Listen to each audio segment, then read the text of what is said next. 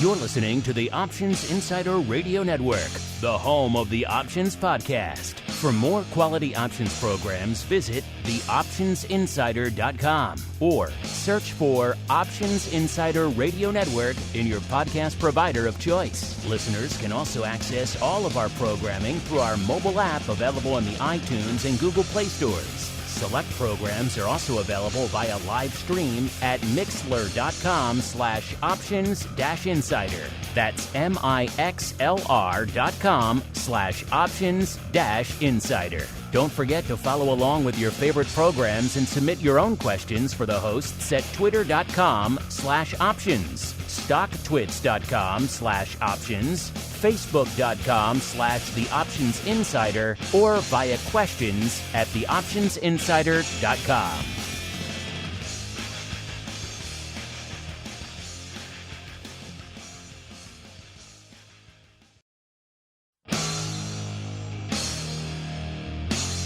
And now, it's time for the show that breaks down the options market from unusual activity alerts to market analysis, strategy overviews, listener questions, and much more. If it involves puts and calls, then our all-star panel will break it down. It's time to hit the Option Block with your host, Mark Longo from the Options Insider Media Group, and co-hosts, Uncle Mike TOSAW from St. Charles Wealth Management, along with Mark the Greasy Meatball Sebastian and Andrew the Rock Lobster GIOVINAZZI from OptionPit.com. And now, get ready to hit the Option Block. All right, everybody. That music means we are back here on the old network. Time to commence operations for the week with our bi-weekly options extravaganza known around the globe as the Option Block. I am, of course, Mark Longo from the THE OptionsInsider.com, as well as from the aforementioned network. Hope you had a great weekend. Hope you're ready to kick off another great trading week here on the network. And, of course, if you like what you hear, this show, anything else we do, throw some likes, stars, comments, rates, reviews, all that fun stuff. All of it mixed into the stew does help new people continue to discover the content. And of course, if you want to discover more fun, you want to join us for some awesome pro Q&As coming up this week, maybe some awesome options oddities, maybe you want to join us live for some shows, maybe you just want to win the awesome giveaways we have, or maybe all of the above. Who knows? You want to go check out 300 plus archived episodes of awesome waiting for you the second you hit that button. Only one place to go. theoptionsinsider.com/pro is the place to go to check it all out here for yourselves. As we go around the horn, see who's joining us on the old program today. I am joined on the Monday episode, listeners, by the uncleist of Mike's, Mr. Uncle Mike TOSAW from St. Charles Wealth Management, as well as by the rockingest of lobsters, Mr. Andrew GIOVINAZZI from OptionPit.com. I introduced them first, listeners, because now it is time to commence our operations in high style. Have a little bit of fun, wake up from the weekend, get ready for a fun trading week, the way we are wont to do these days, with a little bit of 80s trivia. All right, here we go. All right, I think they're already there. So, over the week, actually on Friday, is when the Rock Lobster told me mid-oddities that we had lost a legend of cinema known as Carl Weathers. It appeared in many great films, including many great films in the 80s. I saw a lot of people putting out clips on Twitter over the weekend of his infamous entrance in Rocky IV, which is awesome. Living in America, all the dancing, Apollo Creed, all that other fun stuff. But he was in another fun 80s film, of which I shall play a clip now. This is the two-parter. I'm going to play this. This is one of my favorite clips from that movie. You will hear this. You will, A, have to guess the movie, and B, if you want full credit, if you want full points, you're going to get a half point for naming. Half point. You got to listen to the clip first. Everyone's buzzing. You got a half point for naming the movie, and then B, you get another half point. You get the total full point if you can name the person. I have a hint, it's not Carl Weathers. The person who is saying the clip. All right, here we go. Just dug in like an Alabama tick. You're hit. You're bleeding, man. I ain't got time to bleed. Oh. There we go. I ain't got time to bleed. One of my favorite movie quotes of all time. Uncle Mike, I saw you buzz in first. Mr. Uncle Mike, sir, what movie is that from? And B, who's saying it? Okay, so it's Jesse the Body Ventura from The Predator. And Yes. I want to side with Andrew. You should have stopped everything right away and made me answer it right after I buzzed. And yes, I would have gotten it even after I buzzed. So if I had played no clip whatsoever, you still would have said, I ain't got time to bleed, Jesse about the Body Ventura? Yes. It is. I mean, I was Because I knew you'd skewed for wrestling, so that's how I do that. I didn't know I could buzz so fast. Dang. Did you? That's them's the rules. You will learn the rules over time there, Mr. Rock Lobster. But yes.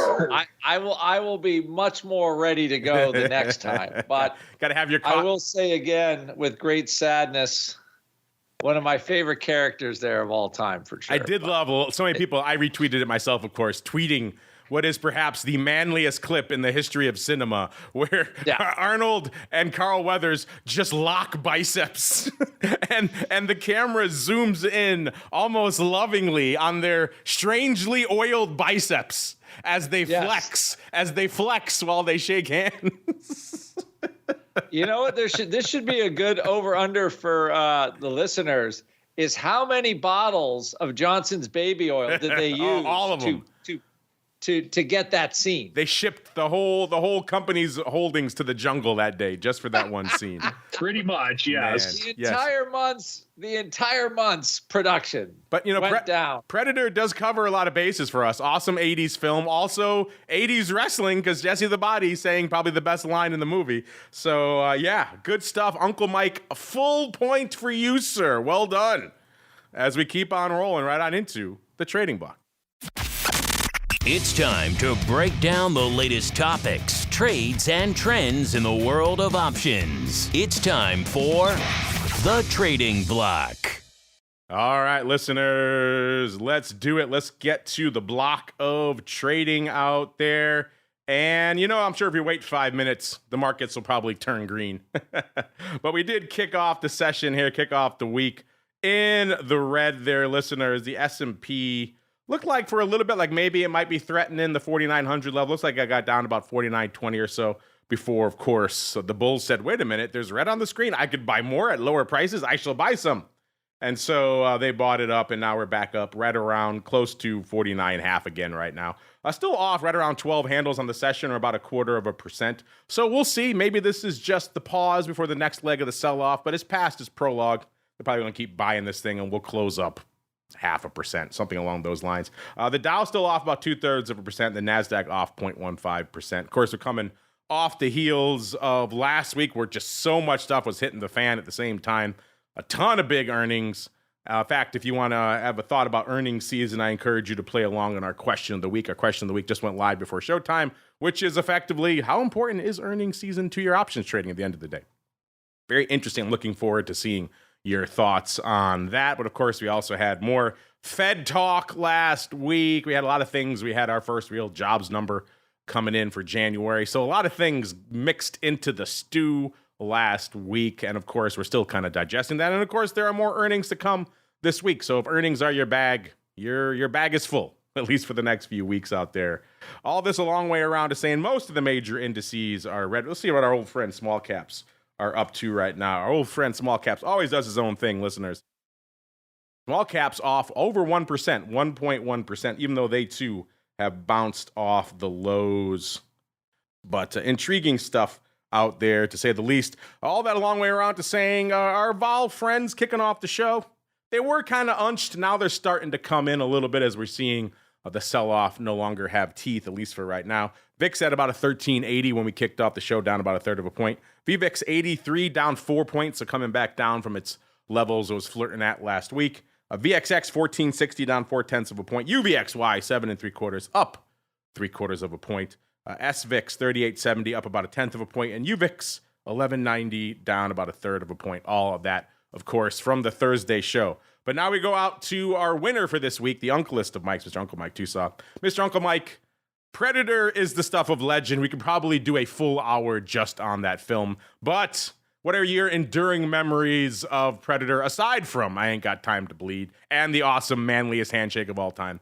And then B, if you have time, what's catching your eye in the markets? Well, I'd like to honor Carl Weathers and just make it more Carl Weathers like. with that, and I have a lot of fun. I mean, he made Rocky. If it's not for him, Rocky would not have existed with what it did. He was he did such an amazing job. I know Sylvester Stallone regrets killing him off in Rocky 4, but which he really shouldn't have. I mean, it was an exhibition match for crying out loud. He should have never killed him off in that. But he was just such a great actor. He was so perfect for that part. The way with which he was like this villain in Rocky 1 and Rocky 2, and then you get to know him better. You see what really makes him tick in Rocky 3, which, by the way, Rocky 3 is my all-time favorite movie for a lot of reasons. Really, but, you like it more than 4 with the awesome Carl Weathers entrance? Oh, the entrance, that scene that was okay. So keep in mind, you're talking to a guy that has almost every Rocky movie memorized. Not the Creed so much, because I haven't watched them a million times yet. But they're all good. Even the bad ones are good. Even the bad one, Rocky 5, was still good, even though it was bad. No one does a montage like the Rocky movies. They were the kings of montages. They were. And, I mean, so like in Rocky Balboa, when Rocky gives the speech to his son, it ain't about how many times you get it's not how hard you hit, it's about how hard you can get hit and keep taking it. That's what winning's done. I mean, like that speech, that's the best speech in the whole series. The best entrance is the Rocky 4 Carl Weathers entrance. But in Rocky 3, that's the best overall movie to me, because Rocky loses his eye of the tiger and he gets it back. And when I think about just the challenges of my life and things like that, that one identifies with me a lot in things. And so what Apollo does in that movie is he takes Rocky back to the basics. He humbles him and he trains old. He goes back to Apollo's roots and he just shows him a new way, and he totally changes Rocky for the better. He takes all the good of Rocky, but he changes him, and the way he does it, the way he supports his former enemy that's now his friend, he's amazing. And so rest in peace, Carl Weathers. You are an awesome actor, and the movies that you are a part of have changed my life for the better. I can't say enough good things about Carl Weathers. I am literally holding back tears because of how much I absolutely love the whole Rocky franchise. With that, looking at the markets today, yeah, it looks like as of right now, we're not really doing too much, or there's not really a major theme to the markets at this stage. We're kind of flat for the most part. We're down 10 points in the S&P as of right now. But the big story for me of what I'm seeing is that we're getting the sell-off in the bond market. And so it sounds like, at least from the 60 Minutes interview last night with Powell, or from everything that I'm seeing, that they're not necessarily going to lower rates that quickly, but they might. Inflation is still a fear, so we just got to be ready for it. It was very.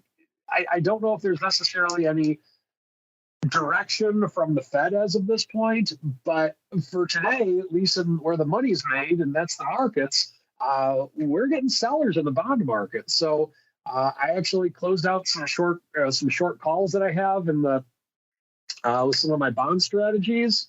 So I'm a little bit more bullish at this stage. So I took advantage of a couple things. I might sell some more at different time frames. Haven't made a decision yet, but we'll see. I'm going to wait a few days and see where this initial sell-off takes us. But we're selling off for the time being. And so I think that's where the big story is right now. Now, in terms of some individual names that are actually making headlines or doing good things, whatever way you want to look at it, a couple things that are popping out to me. We have Taiwan Semiconductor. That is up almost 2% on the day. We have the fruit company. That's up $3 on the day. So there are some positives in this market. We have AbbVie. That's up almost $3 on the day.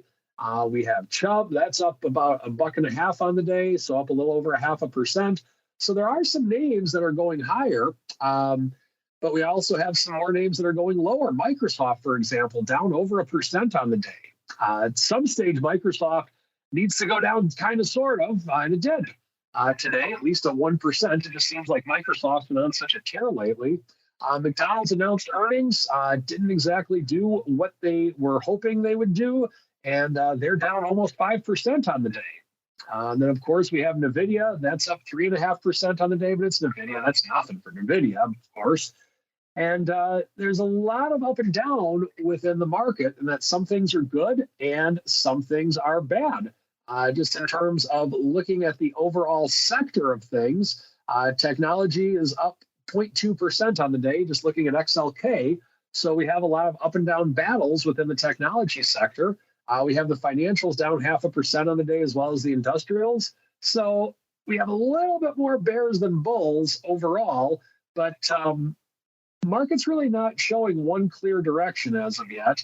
With at least in stocks, we are showing a clear direction in bonds, and that's with the bears.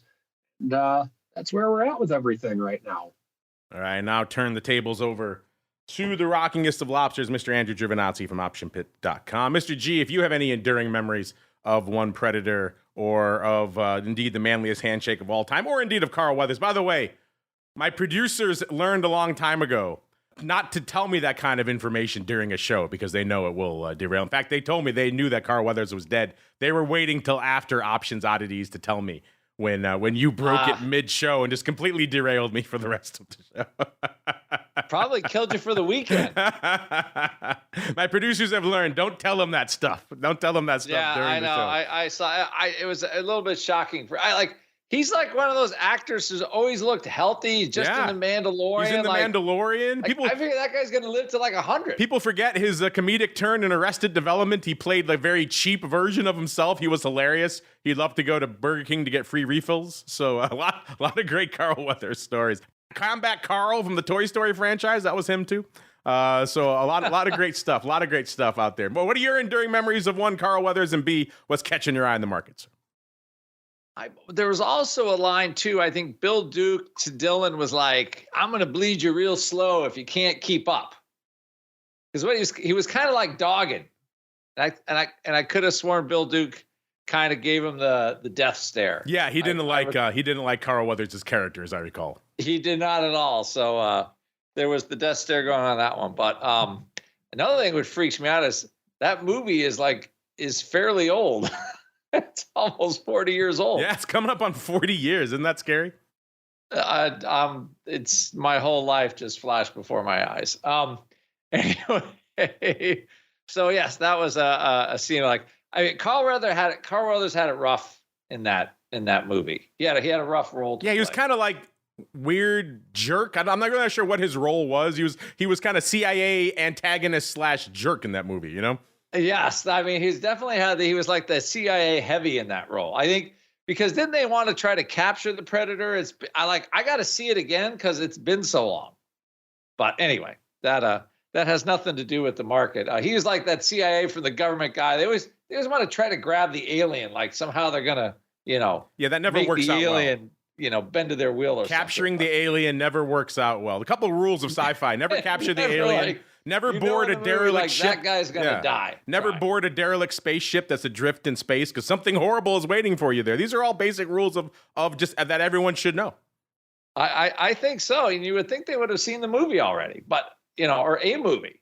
You think we all would have seen Terminator? You think we all would have seen Terminator before we embrace AI? But hey, I guess we all missed that film too. Exactly. And a lot of times. Well, I mean, the other one, if there's a strange noise and a bad guy's coming, you need to take a shower, right? I suppose we learned that in the 50s, I guess, yes. So somebody can come flying through the shower curtain at you.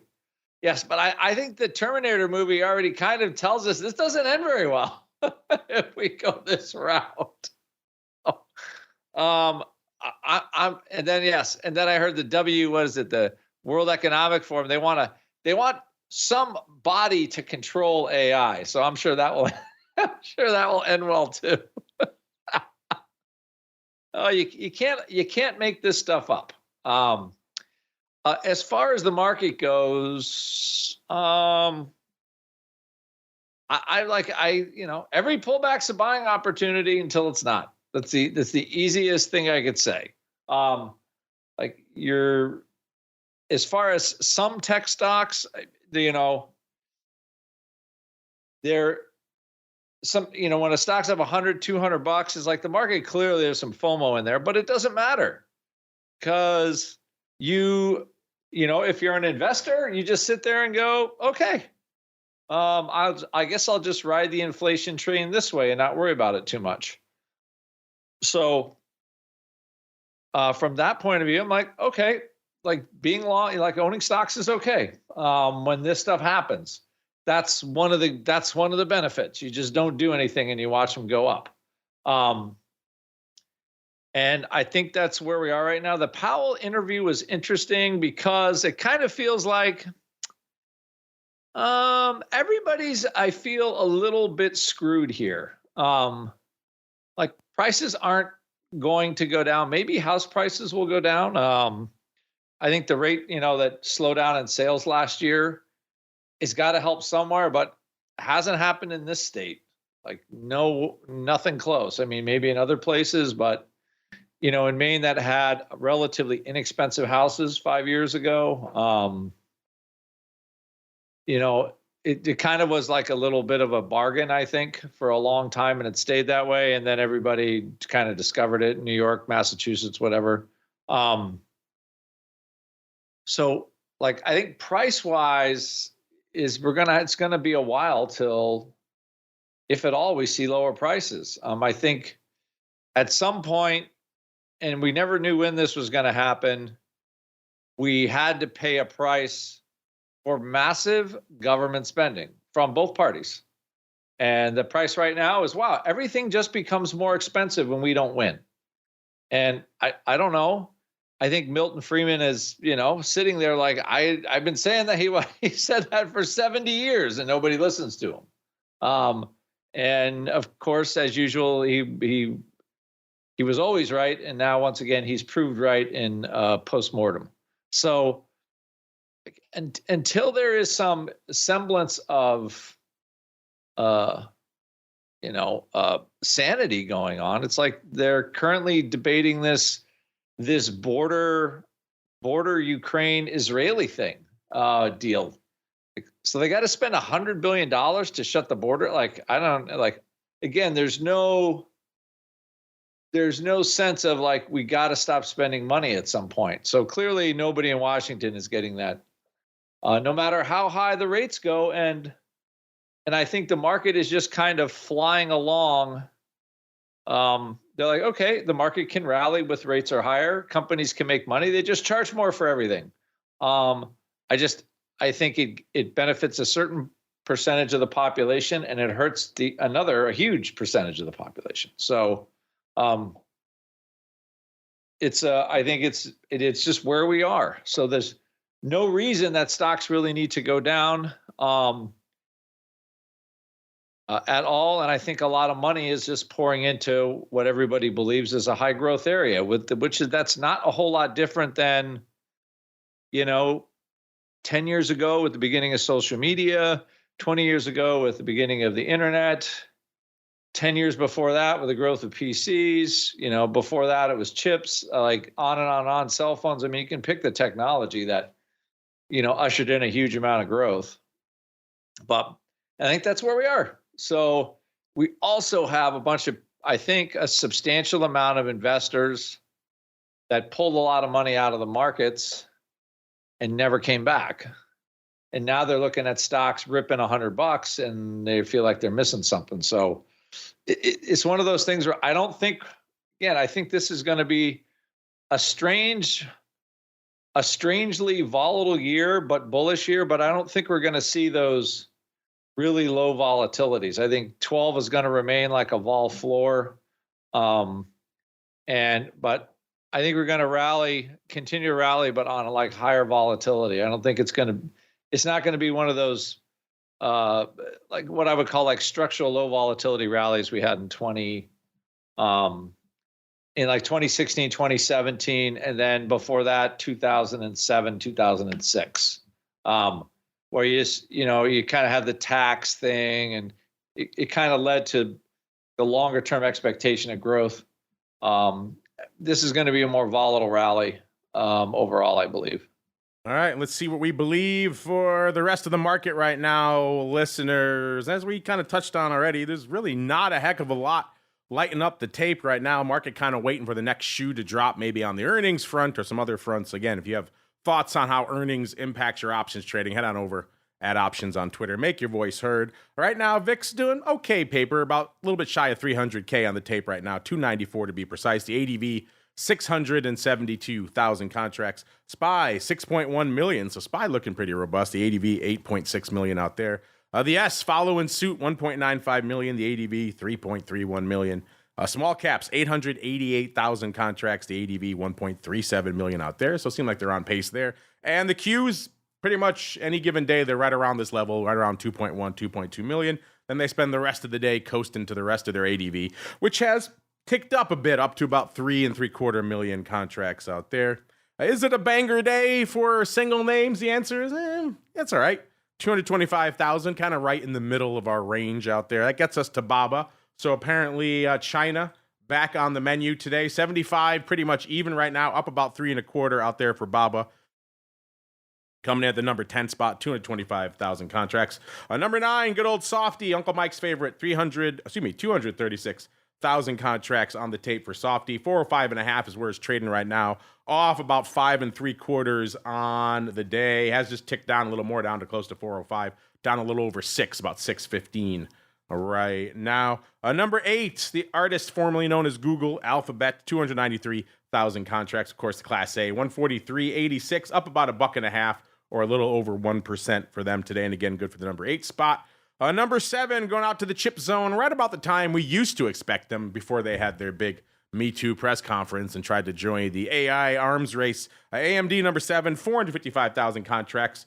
174, pretty much even, off about 3.75 right now, or about a little over 2%. So not a banger day for AMD at number 7. Number 6, keeping it in the A-Tech names, it's the Amazonians. They lit it up last week. What's going on this week? Let's find out. Number 6, 467,000 contracts. Amazon giving back some of that upside right now, off $2.50, trading 169 and about a quarter, listeners. And again, good for number 6, 467,000 contracts. Number 5, the artist formerly known as Facebook, giving up some of that 50-odd, was it 80? I forgot how many handles they ended up on the day. It was up 20%. Giving some of that back today. They have some they can give up, I think. They're off 14 handles today, or about 3%. So, you rally 20%, you give back 3%. I think most people would do that trade. Trading right around 461 right now. Just not that long ago, we were talking about the pars, the 100s in February, a little over a year ago. We were laughing, well, not laughing really, but talking about how someone got run over on the 200s back in November of the year before. And then, of course, they rolled and ended up doing all right. But man, 200, 100, it all seems like a distant memory now, even though it was a little over a year ago. Meta just having quite the year out there. AI, or I should say AR, really. AR and some good layoffs.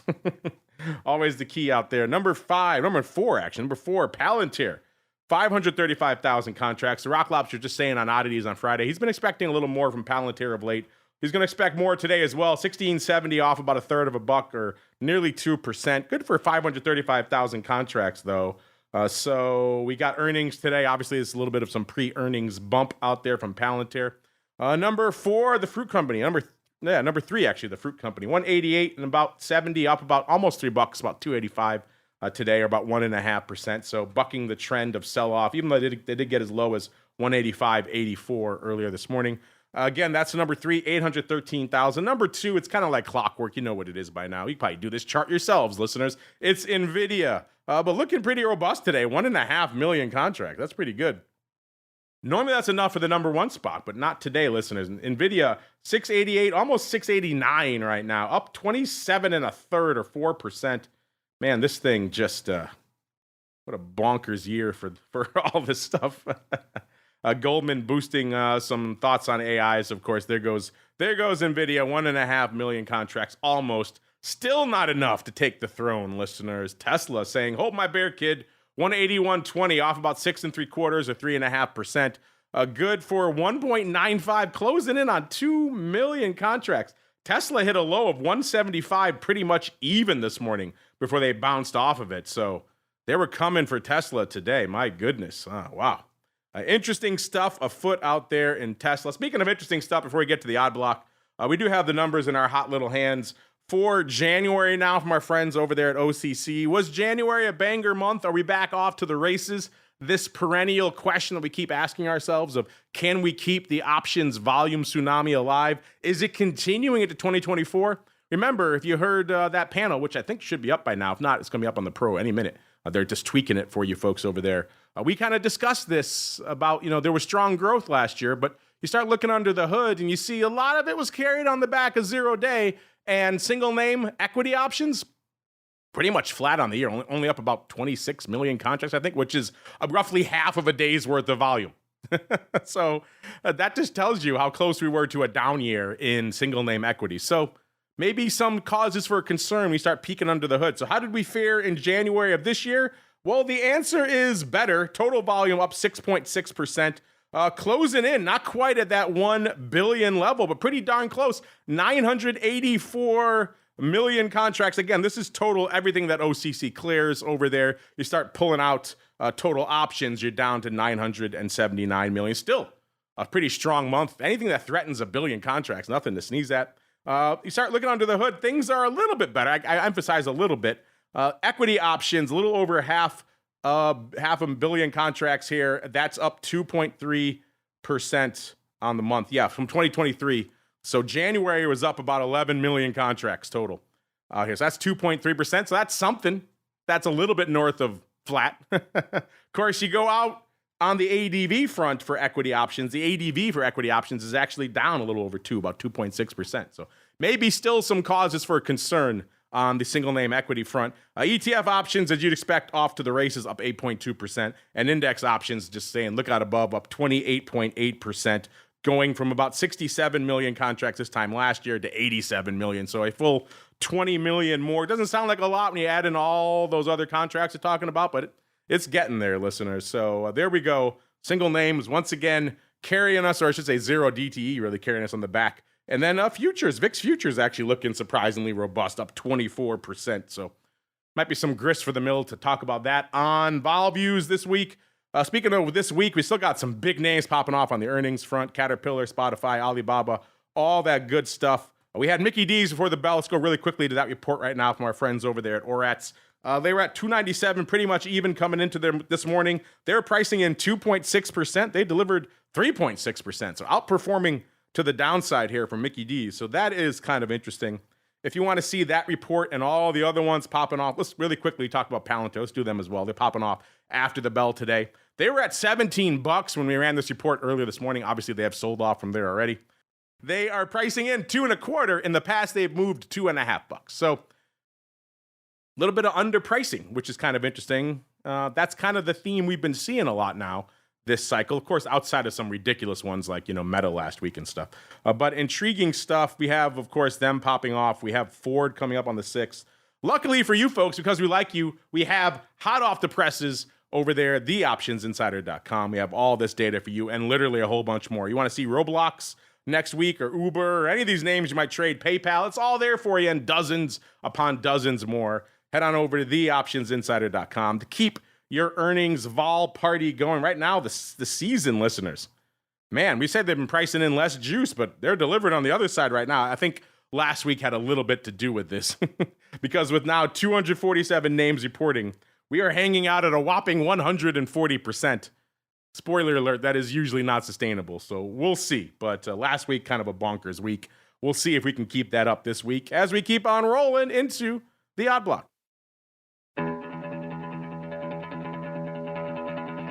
It's time to break down the most interesting, unusual, and downright questionable options activity that's been identified by theoptionsinsider.com. It's time for the Odd Block.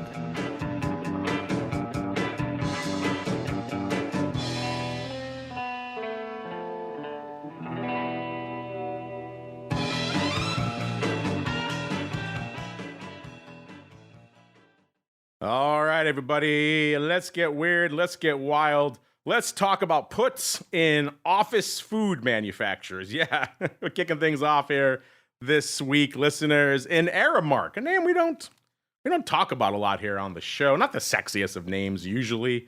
Ticker symbol ARMK, trading $29.40 off about a quarter of a buck. They have earnings tomorrow before the bell. So what we're talking about here, obviously a little bit of pre-earnings action out here. Aramark on the year. Let's see. How has office-based food production and delivery gone? A year ago, they were trading right around $32. So they're off about 2.25%, a little over 7% on the year. They've had a few fits and starts over the year, it seems like. Last year, back in the contagion fairs, they got down to $23.50. That was pretty much their low for the year. Then they rallied all the way up to 31, almost $32, about $31.94. That was in July, before selling off again right around Halloween, actually earlier in early October, to about 24 1/3 again. So they've had a couple of peaks and troughs over the course of the year. So a volatile year for Aramark, which is kind of interesting. Ever since October, though, they've pretty much been rallying back up from about $24 back up to where they are right now. They were threatening 30 last week, and now about 29.40. Interesting stuff. Earnings tomorrow, Mr. Rocklop. Still say we got somebody maybe a little bit spooked about the prospect for these earnings. They came in this morning and looks like they picked up 6,150 of the March 2029 puts. They paid 95 cents. The stock was almost exactly here, 29.43 when they went up, so no big stock move to bank on here. And as I mentioned, they have earnings tomorrow before the bell. So interesting, if they were just spooked about earnings, they probably could have gone out to February and saved themselves some cash, but instead they went out to March. They paid nearly $1. Mr. Rocklop, so what are your thoughts on maybe fading some downside in your favorite office food manufacturer? So this would be like, they fill up your vending machines and stuff like that. They run a lot of like office cafeterias and stuff. If you have like a cafeteria in your building, they might run it. Oh, because I was looking at Portillo's is like at a multi-year low right now. It's under $14. Are you doing more 1x2s? I've been put them. I'm sitting on some puts. I was stock calls puts. I was put at $14 basically. I had sold a 15 level put for $1 and thought I was pretty smart. You could have been put at 17, so that looks better in hindsight, sir. I remember your buddy the Meatball Nana booing me when the stock first went public, saying how great it was that he bought it at 29. So everyone's frame of reference is different. So it clearly is like, I guess people will pay anything for Chipotle, but they won't pay anything close to Portillo's. But maybe I thought that could be a bit of a canary in the coal mine there. So they're buying these puts. One thing I've noticed about this rally is like a lot of the Main Street stocks are getting kind of hit. Like Aramark was a $44 stock. Had a huge dump there. I don't know what the announcement was, if it was a corporate action. Trades as low as 24, now trading 29. And, I don't think the price for these puts are bad. Considering the stock's $29 and you can pay 95 cents for the puts expiring in March. So like it smacks to me as a very low vol purchase. Now you can buy still all you want at 95 cents. So if somebody doesn't care. So I don't know if there's some kind of corporate action around here. I mean, the volatility at 26 seems kind of, I guess someone thinks the stock's going back to 24, but it's a pretty cheap shot to buy earnings and buy these puts. That's kind of what I would say there. So yeah, the stock had a big red candle before. So I think whoever's buying them just thinks the earnings are going to be terrible again. That's the easiest thing I can think of. That could be indeed. Let's keep on rolling, listeners. Let's go out to another name we don't talk about quite a bit here on the network because, again, it's not usually synonymous with sexy, crazy paper. It's not a cheapy biotech or tech name or something like that. This is Carrier Global. You know them, ticker symbol CARR, HVAC. HVAC, usually not the sexiest of sectors, listeners. 56.70, off about a dime today. So not a banger day for them. Let's see, on the year, what has the HVAC sector been up to? A decent year for them, up about $10.50 or 23%. It's no NVIDIA, but then there are a few names that are outside of NVIDIA. than maybe Meta. $46 a year ago. So they're up a little over $10 on the year. Their low actually came in May of last year, about 40 and a quarter. So if you go from that low, they're up about $16.50 on the year. So that's a pretty good run. They actually shot up for the first time to about $60, so actually higher. They hit their high for the year. Actually, they did cross 60. That was in July, 60.04 to be precise, on end of July, August 1st. And then they kind of sold off again, $46.50 right around Halloween, before rallying again to kind of where they are right now, right around $56, $57. So kind of been a topsy-turvy year on the HVAC front, it seems, as well. And what do we notice out here? Mr. Rocklops, this is kind of a bit of a funky one. I think you can just call this an options palooza, aka a whole mess of paper. What first caught our eye of Sauron's eye, fiery as it may be, are a block of the Feb 60s. The paper coming out, I said they're 57.60. They bought the Feb 60s 4,166 times, lifting the offer. They paid 60 cents, and there are earnings tomorrow before the bell. So this looks like a nice little swing for the upside fences in Carrier right before tomorrow's earnings. Pretty cool, pretty interesting. But then we also noticed 5 minutes later, it looks like, someone coming up with a pretty sizable put spread as well, opening on both legs. Looks like somebody might have also sold the double 50, so the 55.50 put spread. So a $5 put spread, listeners, 13,500 times for 75 cents. Now, that went up tied to stock, so it looks like the stock was right around 56.60 when that went up, so pretty much right around here where the stock was. So it looks like, I mean, they could be unrelated trades going up 5 minutes apart, but sometimes when it looks like a duck and it quacks like a duck, it's a duck, Mr. Rock Lobster. So oftentimes when we see calls like this, they will be financed by downside puts.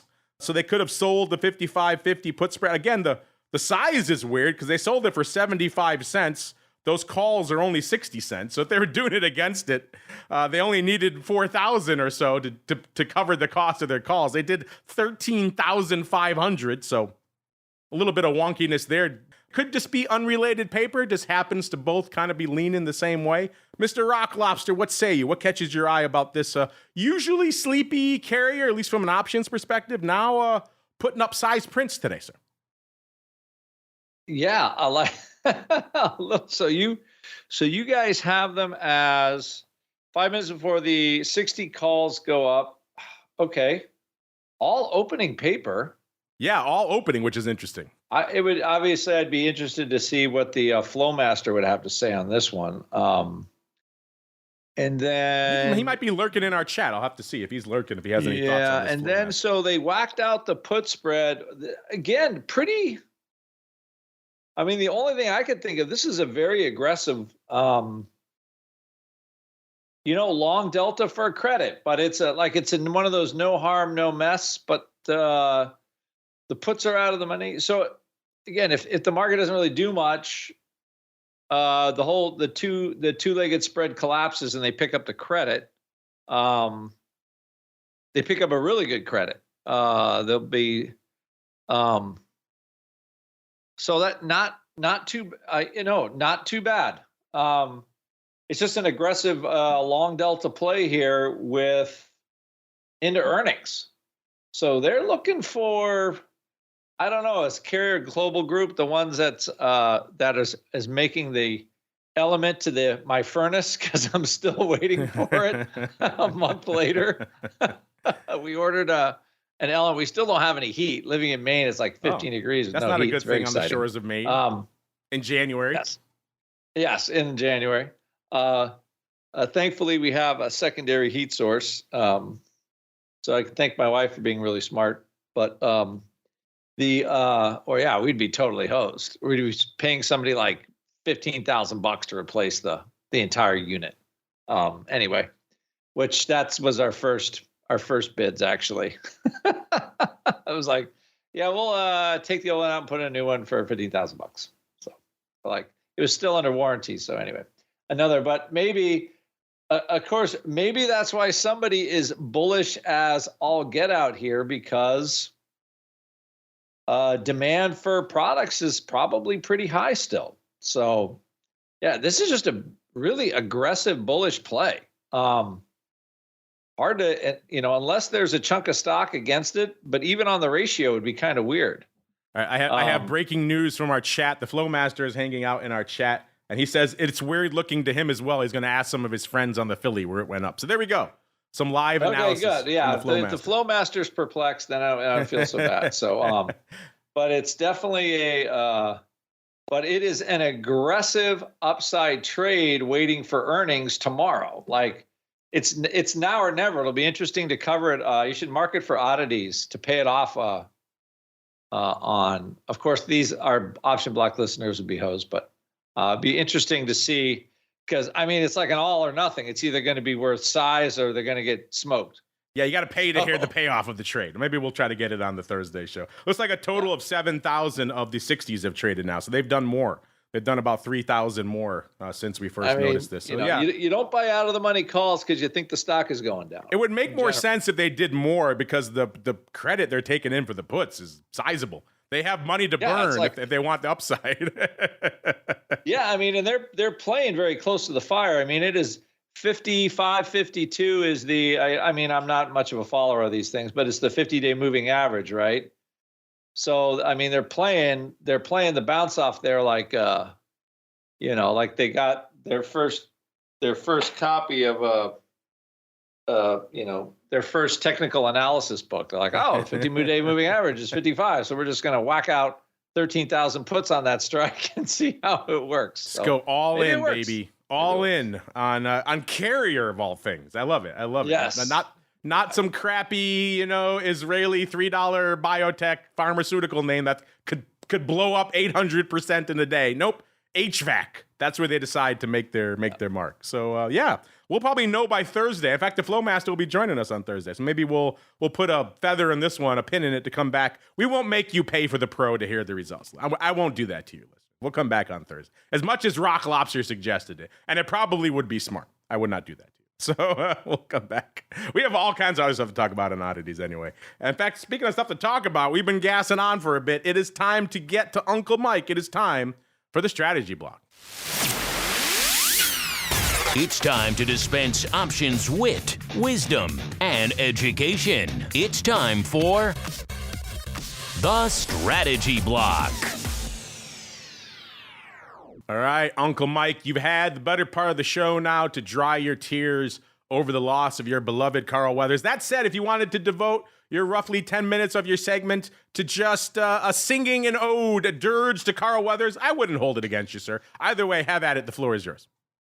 As much as I'd love to do that, let me just go into something I think is a little bit more relevant to the show, and that is when to close out short positions. And so what I like to do is when I can make 80% of the possible credit is a profit target for when I like to close them out. Now, granted, if I want them to, if they're going against me, is it something to where I'm selling a put and I want it to get put to me anyway and I never close it out? Then that could be the case, or I could close it out when I lose a certain amount. Not talking about that, just talking about when I like to close out short positions. Now, first off, I'd like to just give a little example of something to where, let's say that you take a towel, or just a washcloth, a small towel, run it under the sink and get it so it's totally soaked, and then squeeze out all the water that you can. Well, no matter how hard you squeeze, you're still going to have some type of water in that towel. It's still going to be there. And you can squeeze and squeeze and squeeze, and you might squeeze out a couple of drops, but you're not going to get all the water out of it. And so in my opinion, if you're selling an option and you're waiting for it to, that time decay, that last nickel or that last dime, whatever the case may be, I think it's a similar scenario. You can try and try, but it's not going away. And if it is going away, you're going to have to wait until the stock just goes totally your way in a major way, or you're just waiting until expiration. By the same token, what you're going to have to do with that washcloth, you're going to have to wait until it just dries out, because it will overnight or in 2 nights or whatever, depending on the climate you're in or the temperature, whatever the case may be. Or you can keep trying to squeeze it. And maybe, I'm sure there's some type of scientific proof you can squeeze out every drop of water out of that towel, but is it really worth it? So that's why I like to get out of short options before expiration. So at what point do you do that? Do you do it when it goes down to a nickel, a dime, or whatever? I like it to where once I can make 80% of the overall potential profit, that's when I get out. This would apply to selling a put. If I sold a put for $1, if I can get out of the put for 20 cents, I'm out. If I'm selling a covered call, the stock goes down, I can get out. I can sell the covered call for $1. I get out of it for 20 cents, I'm out.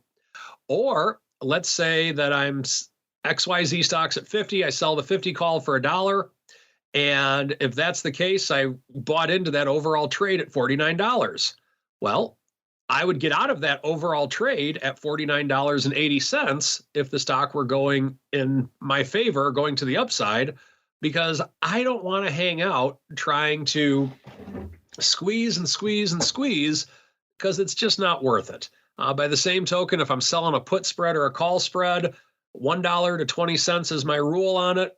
And I think that's very important to have some type of plan. Now, you can debate whether 80% or 90% or 85% or 50% for that matter. Sometimes you can make a case for that, but have a plan.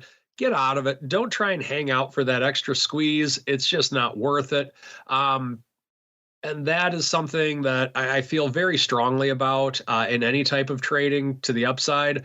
It's typically not worth it. So get out of them before expiration. That is the strategy block for today. All right. We can't get out of the show yet, listeners. We got one more segment. It is time to go around the block. It's time to tell you what we'll be watching on our trading screens until the next episode. It's time for Around the Block. All right, everybody, welcome to Around the Block, the portion of the show where we tell you what we're keeping an eye on until the Thursday episode. Once again, let's go out here really quickly and check in on our question of the week. Just went live a little bit before the start of the show, which, by the way, we talked about the start of the show. Market's kind of in flux, still slightly red, but seemed like the sell-off was mitigating. We're kind of still hanging out right around the same level we were at the start of the show. S&P off a little over 0.25%. Now NASDAQ off 0.25%. Dow still off about 0.2%. And VIX still around that 1390 sub 14 handle. So not a lot of evolution over the course of the show, but we'll keep an eye on it, obviously, as we keep rolling with content throughout the day. Speaking of rolling with stuff, our question of the week is earnings season is going strong right now. Big reports from Microsoft, Apple, Meta, Amazon, and more are moving markets and driving volatility, which raises the question, how important is earnings season to your options trading? Gave you 4 choices. Very important, somewhat important, a little, I guess, and not at all. Let's go out to the Rock Lobster first. Mr. Rock Lobster, sir, if you have a vote in our poll, or in terms of where you think our audience is voting, very important, not important for your thoughts for earnings season. And B, what are you keeping an eye on until the Thursday show? Let's see here. I mean, earnings season is important because it does provide some momentum and a little bit of a backdrop. So I'd say, at least for me, while it's going on, it's usually the first 2 weeks, and basically it ends right at basically last week. I mean, earnings season's over. I mean, there's NVIDIA, but for the most part, like, we have the narrative, and the narrative from earnings was good. I mean, people liked it. So I think that, I think when you're setting up trades, it gives you a floor. So for me, when it's happening, it's very important because I do a lot of 2 to 4 week trades. So it matters. I think our listeners will say somewhat important. And what I'm looking at is, wow, we're at 49.45. We have yet to close above 5,000. And it is only a matter of time. And we have a VIX. VIX is unchanged today on a Monday. So that's basically, the way I look at it, it's probably VIX volatility going down somewhat. And we finally had a bit of a breather of a day. So overall, whatever, all the forces that are making us go up are still making us go up. That's all I can say here. And Mr. Uncle Mike, same question for you. What do you think our audience is voting? Earnings trading, earnings season, I should say. Important, not important to their options trading. And what are you keeping an eye on until the Thursday show? I think the audience thinks it's important. It's important to us in terms of the fact that we do 1 month covered calls a lot. And so sometimes we look at it to where we're like, maybe we'll wait a day or two to put this call on, whatever the case may be. So it's important to us in the option space. Over the long term, it is not important. But in the covered call trading, it is important because if you're doing a 4-week trade and the earnings are happening, which a covered call is, then it's important. In terms of what I'm watching, 5,000 is the key number, and then any other earnings that are out there. All right, that music means we've come to the end, but we got some breaking news. Mr. Rock Lobster, the Flowmaster, says even though they're lifting offers on the calls and pretty much not quite hitting bids, pretty darn close on that put spread, he thinks they sold the call and bought the put spread. So sold the calls for 60 cents, bought the put spread for 75 cents. That's what he's hearing back from, I guess, his contacts over there on the, which is the complete opposite of the way it went up, which is kind of interesting. Not what I would have assumed. It makes more sense. It does make more sense, yes. Because it seems like a fairly large open-ended risk for, even big retail fund trader just to go, to go nuts long right at 55 there in the earnings. So it makes a little more sense. Well, there you go. So now he's changing his tune. Now he's changing. Get my dang part. He's changing his tune. He says the stock call is going down. He says the calls are bought now. He said so. Now he is coming along with us, at least on the call side. So he's. Oh, okay. All right. So hold on. Well, they're buying the calls and wow, they're going strangle. They're doing the Rock Lobster special. Well, just buy it all. Just buy everything. I mean, it's the old TOSAW saying. Market. Buy it all, let God sort it out. That's the TOSAW trading strategy 101 there. So there you go. And Mr. Rock Lobster, we're up against it. If folks want to check out what you got cooking, where should they go? What should they do? Yeah, optionpit.com, 888-TRADE-01. My OP mentoring program, last 10 trades I posted with alerts, 10 out of 10. Not bad. So if you want to learn how to trade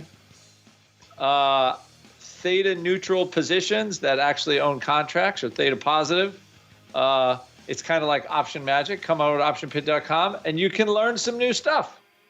Including learn how to buy size ratio strangles in HVAC names. Why wouldn't you want to do that? Vol up 3 points on this trade, he's saying. So yeah, they're buying a lot of vol. We'll know by Thursday if that was a good do, as they say, or not. And Mr. Uncle Mike, sir, when you're not buying tons of vol in HVAC names, where should folks go if they want to learn more Uncle Mike goodness? Check out follow me at Mike TOSAW on Twitter. And you can check out my website, stcharleswealth.com. Would love to have a conversation with anybody. Sign on up. Check it out. There you go, stcharleswealth.com. We got to get on out of here. Back in a little bit with the crypto rundown. Not sure if you noticed a little bit of vol afoot out there in the crypto market, so it should be a fun one. And then, of course, back again tomorrow with another great pro Q&A session all the way through to Thursday, another episode of the Option Block. Stay safe out there, everybody. You're listening to the Options Insider Radio Network, the home of the Options Podcast. For more quality options programs, visit theoptionsinsider.com or search for Options Insider Radio Network in your podcast provider of choice. Listeners can also access all of our programming through our mobile app available in the iTunes and Google Play stores. Select programs are also available via live stream at mixlr.com/options-insider. That's mixlr.com/options-insider. Don't forget to follow along with your favorite programs and submit your own questions for the hosts at twitter.com/options, stocktwits.com/options, facebook.com/theoptionsinsider, or via questions at theoptionsinsider.com.